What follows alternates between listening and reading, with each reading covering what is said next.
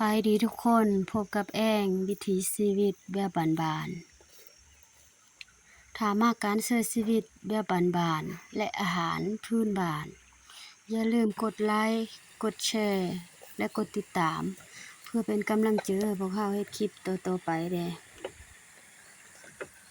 นี่ก็คือห้วยน้ำจอนเป็นห้วยน้ำที่หล่อเลี้ยงชีวิตของประชากรหลายๆหมู่บ้านรวมทั้งหมู่บ้านของพวกเรานำ มื้อนี้เราจะมาเว้าถึงเรื่องการเลี้ยงปลาเนินนาข้าวการเลี้ยงปลาเนินนาข้าวก็มีประโยชน์หลายอย่างก็คือเวลาเราเอาปลาลงไปปล่อยในนาปลาจะช่วยกำจัดวัชพืชให้เราก็คือมันจะกินวัชพืชที่ออกมาในนาโดยที่เราบ่ต้องกำจัดวัชพืชและปลาก็ยังช่วยพ่นดินให้ต้นข้าวและเมื่อมูลปลาออกมาก็จะเป็นปุ๋ยอินทรีย์ที่ดีให้กับต้นข้าวให้ต้นข้าวเขียวงามโดยที่บ่ต้องพึ่งปุ๋ยอันเลยทั้งสิ้นและปลาก็ดุยพี่ดีงามแซ่บมันหวานหอมคือเป็นปลาที่แซ่บหลายถ้าเทียบกับปลาเนื้อหนองสรุปก็คือเราจะได้กินทั้งข้าวและทั้งปลาในพื้นที่อันเดียวกันและที่สำคัญคืออยู่บ้านเฮามันจะมีเขาเอิ้นว่า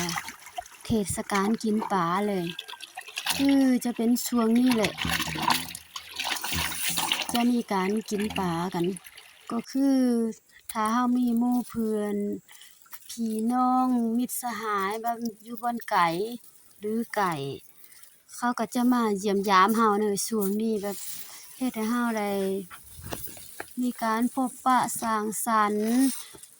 หรือว่า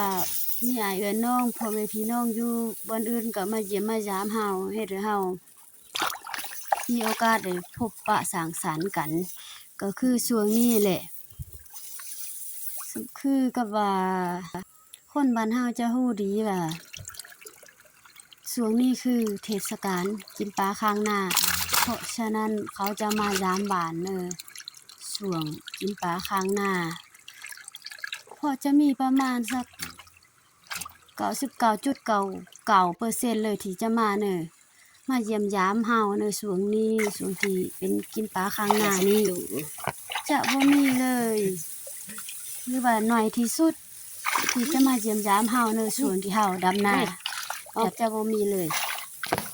แต่ก็บ่เป็นเลยเพราะว่าทุกคนคือคนที่เฮาคิดฮอดเฮาก็อยากให้เขามาหา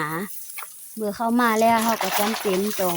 ต้อนรับบ่แม่นเฮาก็ยินดีต้อนรับเขากลับคืนสู่บ้านสู่เรือนนี่แหละคือจุดดีของการเลี้ยงปลาในนาข้าวและมื้อนี้เฮาก็ได้มาหลายสมควรก็คือหิวข้าวแล้วเฮาก็เอามาปิ้งกินข้าวสายปิ้งหอมๆกินกับมะเขือดิบจีบายข้าวร้อนๆถ้ามักอย่าลืมกดไลค์กดแชร์และกดติดตามเพื่อเป็นกำลังใจให้พวกเราได้ขอขอบใจ